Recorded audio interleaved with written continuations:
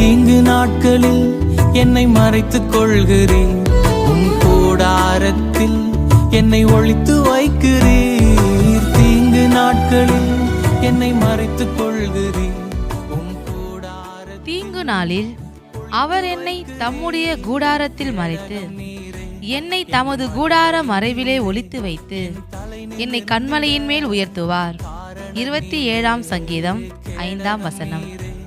என் மகிமையும் நீரே, என் தலை நிமிர்ந்திட காரணர் நீரே. மறைவிடமே, என் உறைவிடமே, நான் நம்பியுள்ள என் கன்மலையே. மறைவிடமே,